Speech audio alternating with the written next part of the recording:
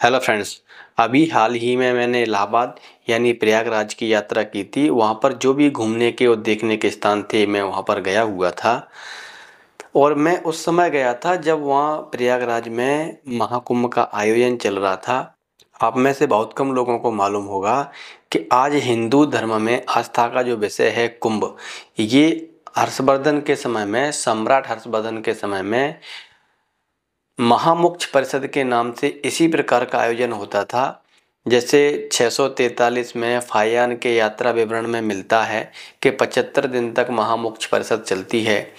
हर्षवर्धन अपनी यहाँ पर पूरी धन संपत्ति को दान में करके, यहाँ तक कि जो अपने कीमती वस्त्र और आभूषण होते थे उनको भी यहाँ पर बांट के साधारण कपड़ों में वापस अपने राज्य को वापस लौट जाता था। तो इस तरीके से जो बौद्धों की परंपरा थी, इसे हिंदुओं ने अपनी परंपरा बताकर इसका प्रचार प्रसार करना शुरू कर दिया है। तो यात्रा के दौरान मैंने वहाँ पर क्या क्या देखा ये मैं बताऊंगा पूरा। हालांकि मेरा ये अनुभव बहुत अच्छा नहीं रहा है, उसके कई एक कारण हैं। उन कारणों की चर्चा भी मैं इस वीडियो में आगे करूंगा। यहाँ पर मौनी अमावस्या के दिन भगदड़ मच गई थी सुबह के समय में, तो यहाँ पर कई लोग मारे गए। हालांकि जानकारी तो ये आती है कि लगभग 30 लोग मरे थे, लेकिन ये संख्या बहुत कम है और बहुत गलत है। वहाँ पर मरने वालों की संख्या इससे कहीं ज़्यादा थी, इसके बारे में भी बताऊंगा। और मुझे इसमें क्या परेशानी आई ये भी बताऊंगा। तो अपने सफ़र की शुरुआत करते हैं। मैंने बुंदेलखंड एक्सप्रेस से 23 तारीख में जाने का और 24 तारीख में वापस आने का रिजर्वेशन कराया हुआ था, लेकिन ये ट्रेन लगभग 12 से 14 घंटा लेट चल रही थी। ऐसी स्थिति में जो बुंदेलखंड से मैं 9:30 बजे के लगभग ग्वालियर से बैठकर सुबह प्रयागराज पहुंचता, उसमें यदि 12 घंटा ट्रेन को लेट कर दिया जाएगा तो मैं पहुंचते पहुंचते वहां पर मुझे रात हो जाएगी। और मेरा जो समय घूमने का दिन का था वो फिर मुझे वहाँ रात में समय मिलेगा। ऐसी स्थिति में जैसे वहाँ खुसरो बाग है, अल्फ्रेड पार्क है और इलाहाबाद का जो म्यूजियम है, इनको देखने के लिए मैं नहीं जा पाऊँगा। इसलिए मैंने वहाँ पर एक दिन और रुकने का सोचा। तो 23 तारीख को सुबह हमारी ट्रेन ग्वालियर से रवाना होती है। 4:45 के लगभग सुबह ट्रेन ये वहाँ से हमारी रवाना हुई थी। तो मुझे लगा कि हम दोपहर तक वहाँ पर पहुँच जाएंगे, परंतु ऐसा नहीं हुआ।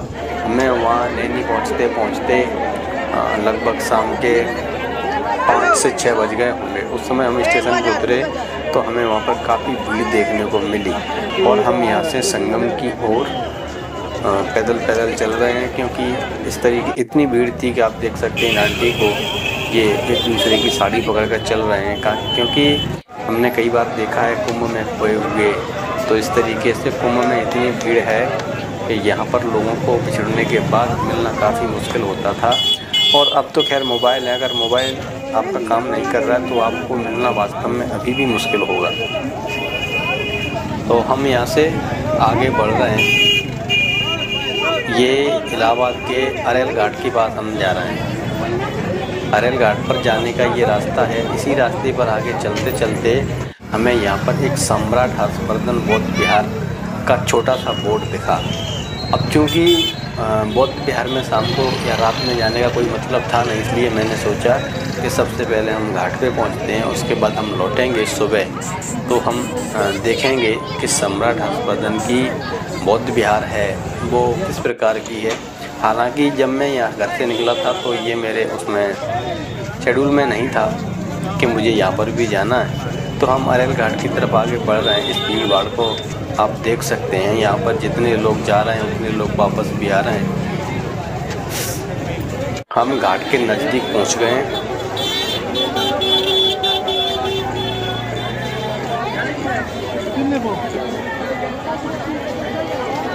और अब हम ये रोड से नदी की तरफ यानी संगम की तरफ उतर रहे हैं अरेल घाट पर। आप ये रात का नज़ारा वहाँ का देख सकते हैं, काफ़ी भीड़ है।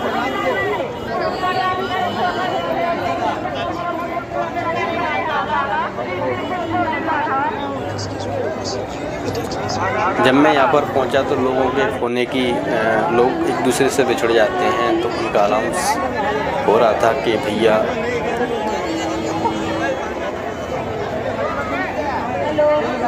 कि आपके फला व्यक्ति बिछुड़ गए हैं। तो ऐसी स्थिति में आपको उनसे मिलना चाहिए।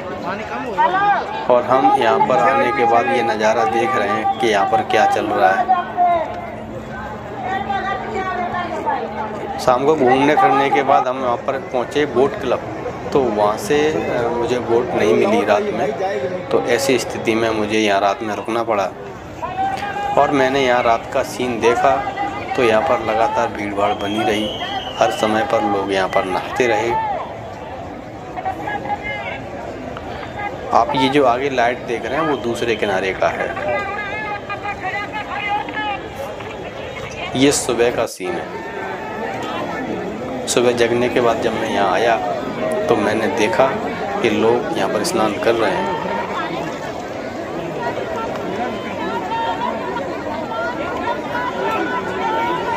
और ये बात 25 तारीख की है।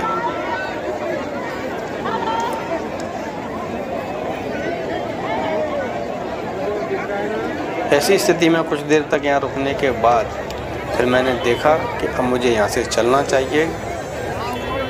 आएंगे तो गंगा जी भी आ जाएंगे।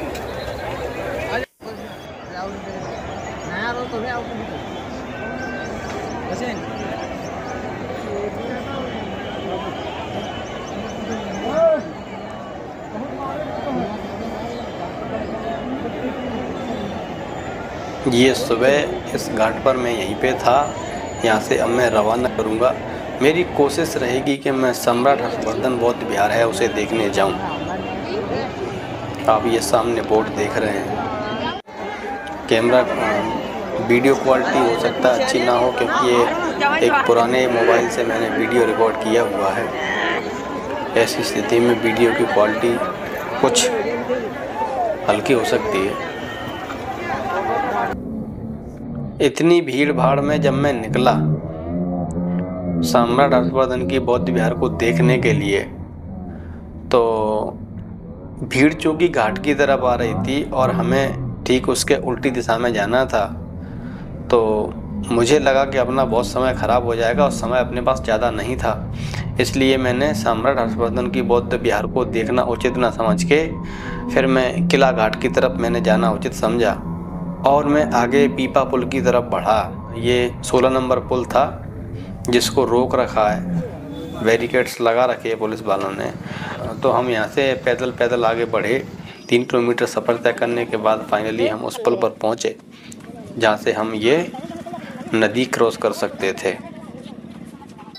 हालांकि हमारे लिए ये रास्ता आसान नहीं था, हमें थका देने वाला रास्ता था। चूँकि सुबह सुबह की बात थी और मैं थोड़ा एनर्जेटिक था, तो मुझे भी जानकारी नहीं थी कि मुझे इतना पैदल चलना पड़ेगा, इसलिए मैं चलता रहा यहाँ पर पैदल। और यहाँ से चलने के बाद जब मैं उधर पहुँचा तो ये वही जगह है जहाँ पर मैंने एनर्जी ड्रिंक ली थी और यहीं पर मौनी अमावस्या के दिन घटना हुई थी, जहाँ कुछ लोग ये झंडे जो हैं यहाँ पर बैरिकेड्स लगे हुए थे, यहाँ से आगे जाने की परमिशन नहीं थी। ये सदगुरु श्री जो भी यहाँ पर लिखा हुआ है, इस जगह पर कई लाशें पड़ी हुई थी। हमने यहाँ पर कई लोगों से बातचीत की जो यहाँ पर या तो दुकानदार हैं या फिर कुछ काम धंधा कर रहे हैं। इस तरीके के लोगों से जब मैंने यहाँ पे पूछा तो मुझे बताया गया कि यहाँ पर एक व्यक्ति जिसने लाशों की गिनती की थी, उसने कहा कि 381 लाशें तो मैंने अपनी आंखों से और देखी हैं, गिनती की है उनकी। ये जो साधु हैं आप दिख रहे हैं वीडियो में, यहाँ पर भी कुछ लाशें पड़ी हुई थी। और आप ये सामने कैंटीन देख रहे हैं, वहाँ पर भी। तो इस तरीके से यहाँ से लगभग 100-200 मीटर की दूरी में ही मरने वालों की संख्या लगभग 400 के आसपास थी। और जब मैंने उससे पूछा कि ये संख्या कितनी रही होगी, तो उसने कहा बहुत संख्या रही थी ये। मैंने कहा 1000, उसने कहा उससे भी ज़्यादा। मैंने कहा 2000, उसने कहा उससे भी ज़्यादा। फिर मैंने कहा कि ये कंट्रोल कैसे किया गया, तो उसने मुझे ये बताया कि सभी लोगों को अचानक से एम्बुलेंस गाड़ियां मंगाई गई और सभी लोगों को यहां से हॉस्पिटल के लिए उठाकर ले जाया गया। फिर मैंने उनसे ये पूछा उनके घर वालों को डेड बॉडीज़ क्या मिल गई थी, तो उन्होंने बताया कि जिन्होंने बहुत प्रयास किया उन्हें तो मिल गई थी, लेकिन जिनकी ऊपर पहुंच नहीं है, पकड़ नहीं है, या जो साधारण से लोग हैं, ज़्यादा पढ़े लिखे भी नहीं हैं, इस तरीके के लोग, उनको तो उनके घर वाले नहीं मिल पाए, उनकी डेड बॉडीज़ उनको नहीं मिल पाई। तो उनका जो भी उन्होंने किया वो, हालांकि उन्होंने बहुत कुछ बताया था, लेकिन मुझे लगता है कि जानकारी के लिए इतना पर्याप्त है।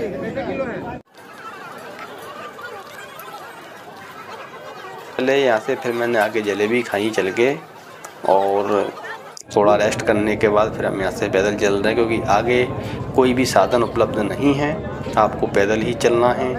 यहाँ पर भी किला घाट की तरफ जाने के लिए रास्ता बंद है।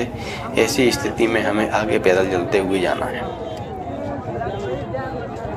और पैदल चलना एक समय के बाद आसान नहीं था, क्योंकि जिस रास्ते को मैं सोच रहा था कि 1-2 किलोमीटर चलकर या 4-5 किलोमीटर चलकर ख़त्म किया जाएगा, उस रास्ते पर मुझे 15 किलोमीटर चलना पड़ा था।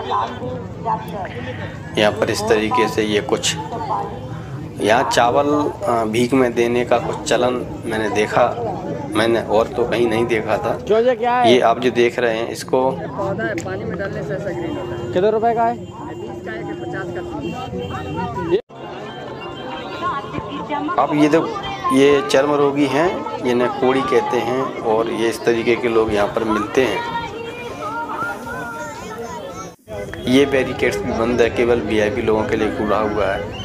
हालांकि यहाँ पर वीआईपी लोग तो बहुत कम ही हैं भारत में, आम साधारण नागरिक हैं, लोग हैं, इस तरीके के लोग ज़्यादा हैं, और मैं भी उनमें से एक था। ऐसी स्थिति में मुझे भी पैदल आगे चलते हुए जाना था। तो काफ़ी दूर चलने के बाद हमें बताया गया कि यहाँ से 200 मीटर की दूरी पर, 100 मीटर की दूरी पर एक और पुल है, उस पुल से आप जाओगे। 16 नंबर पुल हमें बताया गया था, हालांकि 18 नंबर पुल हमें बताया गया था, और फिर जब हम पहुँचे तो 16 नंबर पुल चालू हो गया था। ऐसा बताया जाता है कि जब भीड़ कम होती है तो बीच के रास्ते भी खोल दिए जाते हैं। हालांकि भीड़ को डाइवर्ट करने के लिए जो बहुत सारे जो टेंट लगाए गए थे, उनकी संख्या कम की जा सकती थी। हालांकि ऐसे ही भीड़ को एकदम खुला नहीं छोड़ा जा सकता, ये बात बिल्कुल सही है, लेकिन चलने के लिए कुछ बांस बल्ली लगाकर, जिसमें 2-4 लोग या 5 लोग एक साथ चल सकें, बस इतनी चौड़ाई में बल्ली लगाकर लोगों को आने जाने के लिए रास्ते खुले होने चाहिए थे, परंतु ऐसा नहीं था। यहाँ से हम लोग चल रहे हैं, अभी हम इसी घाट पर हैं। हमें किला में अंदर जाने के लिए ये पुल नंबर जो 16 है ये चालू है।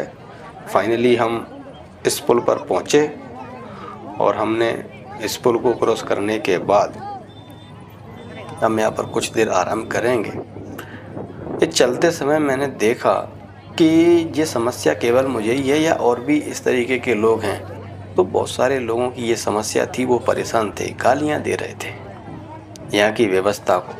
हालांकि व्यवस्था भीड़ को कंट्रोल करने के लिए बनाई गई, ये बात ठीक समझ में आती है, लेकिन भीड़ कंट्रोल करने के लिए दूसरे विकल्प भी हो सकते हैं। उनको 1-2 किलोमीटर का रास्ता 15 किलोमीटर में कन्वर्ट करना मैं ज़रूरी नहीं समझता हूँ। यहाँ पर हम लोग बैठकर आराम करते हैं, 10-15 मिनट रुककर यहाँ पर पानी वानी पी के फिर हम यहाँ से निकलते हैं। फिर हमने यहाँ पर लेमन सोडा पिया है। हालांकि इसकी भी कीमत जो है उससे थोड़ी ज़्यादा थी, जो वास्तव में लेमन सोडा की कीमत होती है, लेकिन हम एंजॉय करते हुए आगे बढ़ रहे थे। अब मेरे मन में प्रश्न केवल एक ही था कि मुझे किला देखना है, तो किला खुला होगा कि नहीं खुला होगा। आप ये सामने देख रहे हैं पुल जिससे लोग आ जा रहे हैं ऊपर, कुछ वाहनों को आते जाते देखा है आपने। ये वही पुल है जो GT road, grand truck road जो कहते हैं, उसको शेरशाह सूरी ने बनवाया था। उसी रास्ता को जोड़ने वाला ये पुल है। हमें यहाँ पर भी बैरिकेड्स बंद मिलते हैं और हमें किला की तरफ जाना है। ऐसी स्थिति में एक पुलिस वाले अंकल यहाँ पे थे जो लोगों को राइट का और लेफ़्ट का दोनों को अलग अलग रास्ता दिखा रहे थे, लोगों के अलग अलग पूछने के अंदाज पर। जैसे किसी ने पूछा कि मुझे बड़े हनुमान जी का मंदिर देखना है, लेटे हुए हनुमान जी का मंदिर देखना है, तो उनको वो राइट साइड बता रहे थे। मैंने कहा मुझे अकबर का किला देखना है, उन्होंने मुझे लेफ़्ट साइड बताया। तो हम यहाँ से चलते हुए आगे बढ़ रहे हैं किले की तरफ।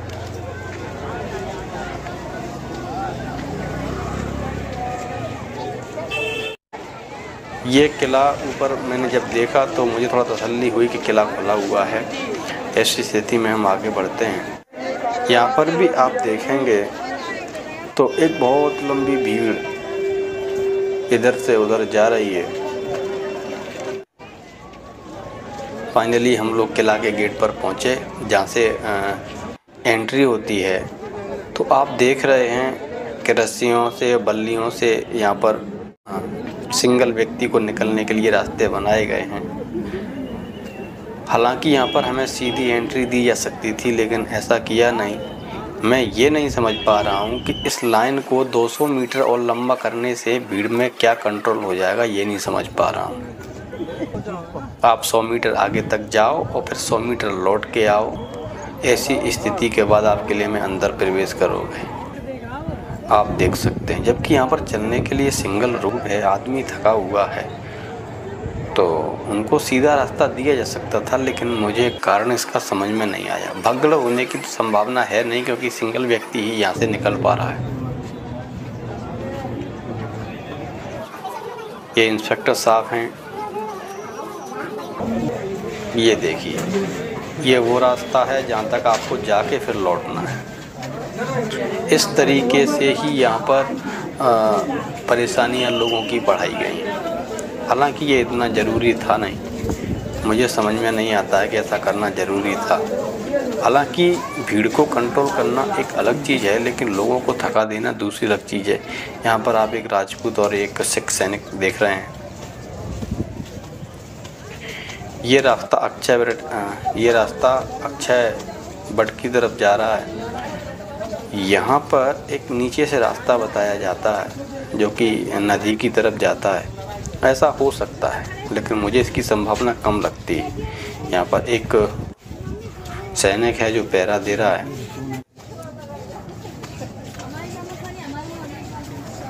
क्योंकि किले में इस तरीके के रास्ता और नदी तक ले जाना ये एक बिग पॉइंट होगा किले के लिए।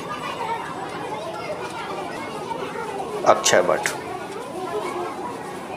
यहाँ पर जो साधारण लोग हैं वो बाहर खड़े हैं। हो सकता है कि ये वीआईपी हों जो अंदर हैं,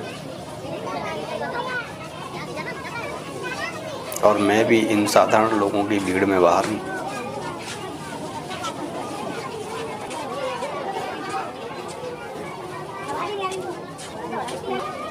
अक्षय वट का यदि आपको इतिहास कुछ जानना है इसके बारे में, तो कुछ देर पहले इस वीडियो में जो बोर्ड आया था आप उस पर पॉज करके पढ़ सकते थे।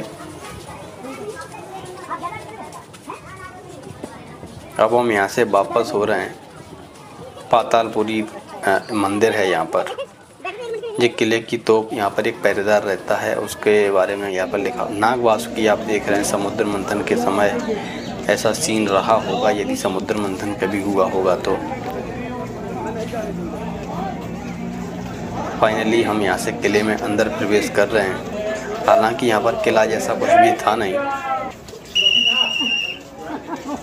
राइट साइड में आप देखेंगे तो विष्णु के जो 10 अवतार बताए जाते हैं उनके चित्र बने हुए हैं। परशुराम, ये श्री राम हैं, फिर कृष्ण हैं, बुद्ध हैं, और ये कल्कि जो कि अवतार होना है एक 10वां।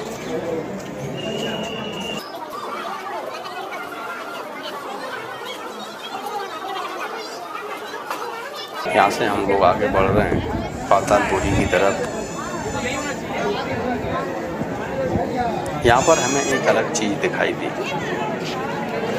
कि यहाँ पर माइक लगाकर जो साधु हैं, सन्यासी हैं, यहाँ के पुजारी हैं, वो इस तरीके से अनाउंस कर रहे हैं यदि आप दान नहीं देते हैं तो आप कहीं ना कहीं नुकसान कर रहे हैं अपना। क्योंकि जब मैं यहाँ से अंदर गया, ये प्रवेश द्वार है, यहाँ से जब मैं अंदर गया तो यहीं पर कुछ सन्यासी टाइप के लोग बैठे हुए हैं, माइक वाइक लगाकर। यहाँ पर भंडारे के नाम से दान मांगा जा रहा है। इसके बाद जब मैं अंदर गया तो यहाँ पर अंदर में लगभग 40 मूर्तियाँ हैं और इन 40 मूर्तियों पर कोई ना कोई बैठा हुआ है। जैसे ये गिनती कर रहे हैं कि कितनी चढ़ाई हो चुकी है। इसी प्रकार से बहुत सारे अंदर सन्यासी हैं जो माइक लगा कर कह रहे हैं माता पिता के नाम पे दान। आप बात सुनो। भैया भैया झुको नहीं, झुकना नहीं, भैया आगे बढ़िए, झुको मत। माता पिता के नाम से दान, 50 रुपए का दान। माता पिता आगे लेके बच्ची को इस तरीके की आवाजें लगाई जा रही हैं। माता पिता के नाम से दान, सदा कल्याण। बाबा के चलना में दान, मोबाइल कैमरा नहीं चलाएंगे, मोबाइल कैमरा चलाना मर्जी। माता पिता के नाम से दान, बाबा के चरणों में दान, सदा कल्याण, जय मनोकामना पूरी हो। बाबा के चरणों में दान करेंगे तो आपका कल्याण होगा। इस तरीके से यहाँ पर माइक पर माता पिता के नाम से यहाँ पर दान किए जाएंगे।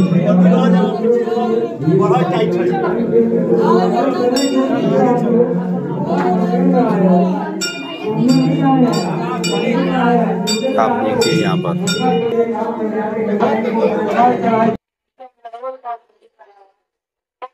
अभी यहाँ पर आप एक शनि देव को और देखेंगे। यदि आपके ऊपर शनि का प्रभाव है तो आप अपने ऊपर रुपए पैसे घुमाकर और यहाँ दान करेंगे तो आपके संकट दूर हो जाएंगे। इस तरीके की अभी आवाज मैं आपको सुनवाता हूँ।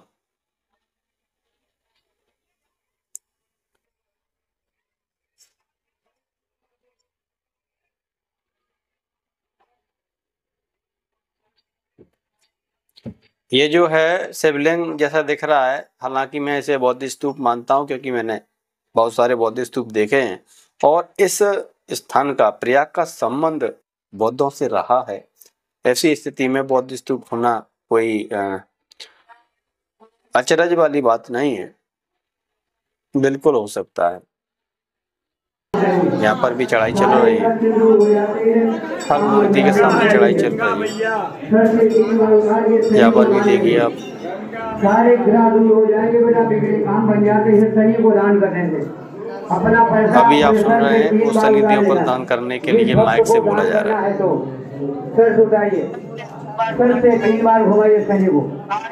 सारे ग्रह बिगड़े काम बन जाएंगे शनि को दान करने से। धीरे धीरे आगे बढ़ते रहिए, धीरे धीरे आगे बढ़ते रहिए। कष्ट दूर हो जाते हैं, बिगड़े काम बन जाते हैं। 3 बार अपना पैसा 3 बार फिर सुधार के शनि को दान करें। बोलिए शनि महाराज की, बोलिए सच्चे दरबार की। जो सारे कष्ट दूर हो जाते हैं, ये बाबा हैं, आप ये पैसे देख सकते हैं। जो भक्त दान करेंगे अपना पैसा अपने सर से 3 बार उतार के शनि को दान करेंगे, सारे ग्रह दूर हो जाएंगे, बिगड़े काम बन जाते हैं। ये शनि की तो इस तरीके से हम यहाँ से बाहर निकलते हैं। बाहर निकलने के बाद फिर तो अपना पैसा अपने सर से 3 बार उतार के शनि को दान करिए। हालांकि अभी ये बहुत लंबा सफर है। अपना पैसा 3 बार सर से उतार के शनि को। यहाँ पर मैंने 1-2 बौद्ध स्तूप और देखे हैं।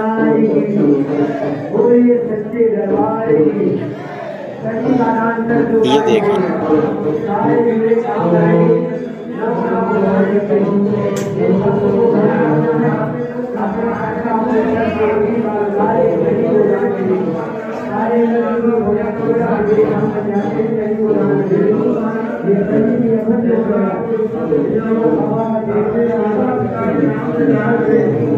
ये भी एक बौद्ध स्तूप है।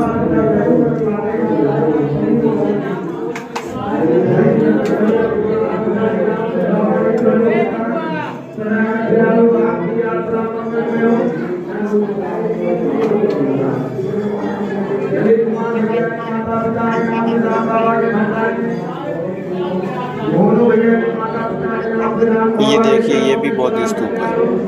जो भी भक्त दान करे अपने माता पिता के नाम से करें, यही से पितरों का उद्धार होता है। माता पिता का यहाँ से फिर वापस सीढ़ियों से ऊपर जाते हुए बाहर निकलकर हम कुछ देर यहाँ पर रुकते हैं। और रुकने के बाद फिर से हम यहाँ प्रस्थान करेंगे। तो बड़े हनुमान जी का मंदिर है इधर, हालांकि प्रतिबंधित क्षेत्र है। यहाँ पर किले में अशोक स्तंभ है, जैसे कि आप देख पा रहे हैं यहाँ पर। तो बताया गया कि यहाँ पर पास बनता है, उसके बाद ही जा सकते हैं। इसकी जानकारी मुझे नहीं थी। फिर मैं आगे बढ़ा और कुछ हल्का फुल्का खाने पीने के लिए मैं यहाँ पर रुक जाता हूँ थोड़ा रेस्ट करने के लिए। तो यहाँ पर भेलपुरी खाने के बाद फिर हम यहाँ से आगे चलेंगे।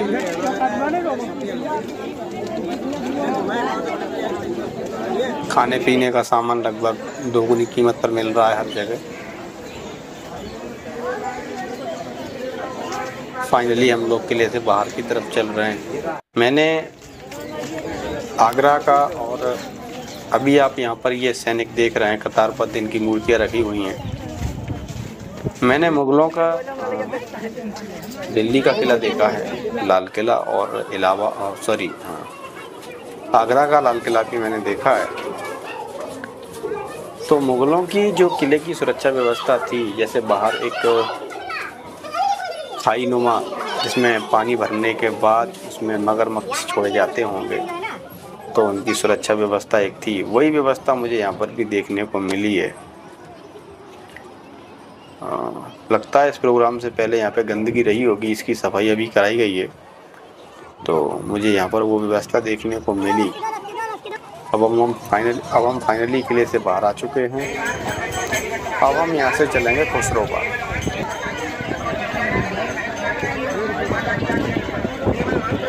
खुसरो बाग जाने के लिए हमें जितनी मशक्क़त करनी पड़ी, शायद ये किसी और को करनी पड़ी होगी, क्योंकि यहाँ से चलने के लिए कोई विशेष साधन उपलब्ध नहीं है। ये जो गाड़ी आप देख रहे हैं, इन्हीं गाड़ियों से लोग जा रहे थे।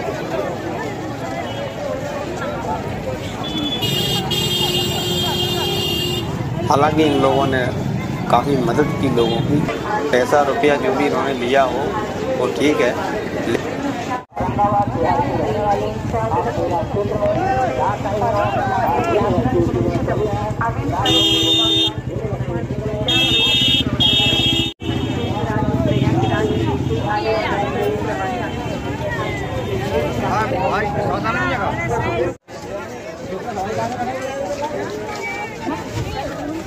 ये कभी भी ना खत्म होने वाला सीन है।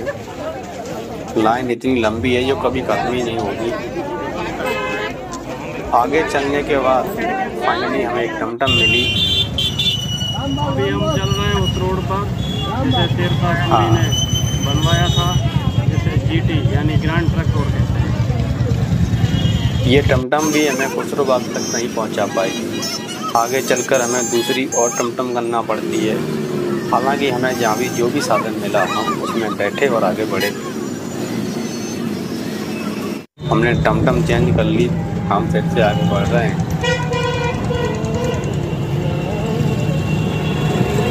क्योंकि समय हमारे पास बहुत कम है। हम जितनी जल्दी हो सकें। ये हम खुसरो बाग पहुँच गए।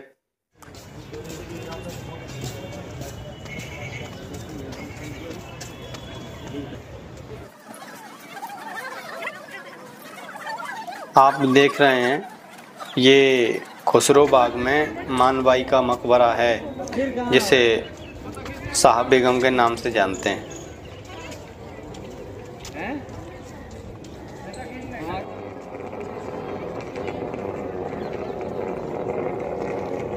ये निसार बेगम का मकबरा है, जो कि खुसरो की बहन थी। और पीछे सबसे बाद में जो दिख रहा है वो खुसरो का मकबरा है। ऐसा कहा जाता है कि ये बीच वाला जो मकबरा है, जो कि निसार बेगम का है, इसको कभी भी कब्र के रूप में इसको इस्तेमाल नहीं किया गया। यहाँ पे पानी गिरता होगा, पानी की बहुत अच्छी व्यवस्था रही है। मुगलों के आप जितने भी गार्डन देखेंगे तो उनमें पानी की निकासी की बहुत शानदार व्यवस्था है। यहाँ पर भी वो चीज़ हमें दिखाई देती है।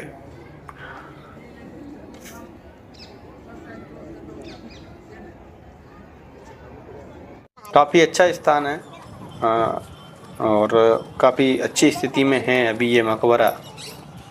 यहाँ से चलकर फिर हम पहुँचे अल्फ्रेड पार्क, जहाँ हमने अमर शहीद चंद्रशेखर आज़ाद के चरणों को स्पर्श किया और जब हमने इस बाग में देखा तो मुझे लगा कि यहाँ पर क्या सीन रहा होगा उस समय जब गोली चली होगी। और ये विक्टोरिया एक स्मृति है।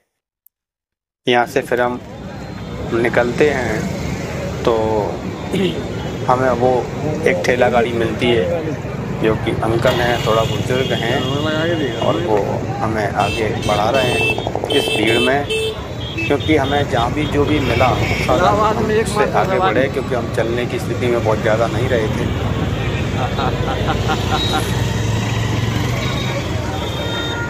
अभी वाहनों की नो एंट्री है भैया, काफ़ी वाहन तो नहीं जा पा रहे थे।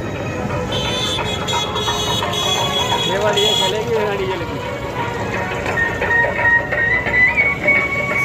अभी हम लोग स्टेशन की तरफ बढ़ रहे हैं, क्योंकि हमें जहाँ भी जाना था वो हम देखा है।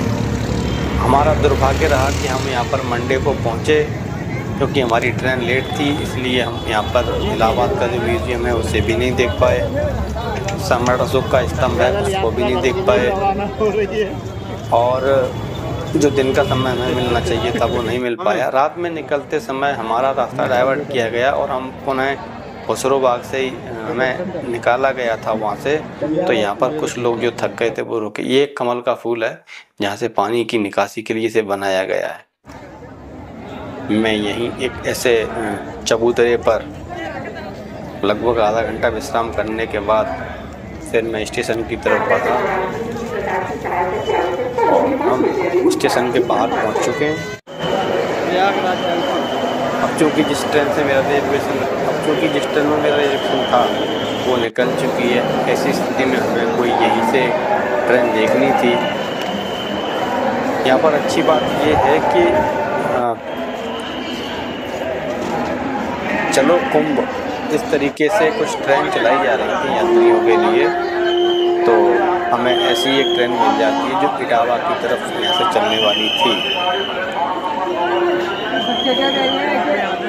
फाइनली हम लोग उस ट्रेन में बैठ चुके हैं और ये ट्रेन वहाँ से निकल आई है।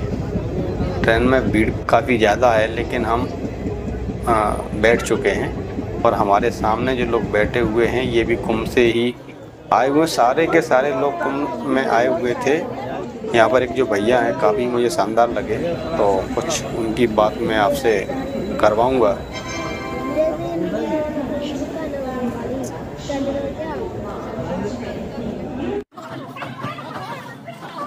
ट्रेन ने बहुत लंबा समय लगाया है। जिस ट्रेन को 3 या 4 घंटे में पहुँच जाना चाहिए था उस ट्रेन ने 12 से 15 घंटे लगा लिए पहुँचाने में, और मुझे लगभग 9:30 के लगभग। हमें ये भैया मेरे हैं कुंभ नहाने के बाद, आप इन भैया को सुनो, ये कुछ कहना चाहते हैं, बताइए भैया जी।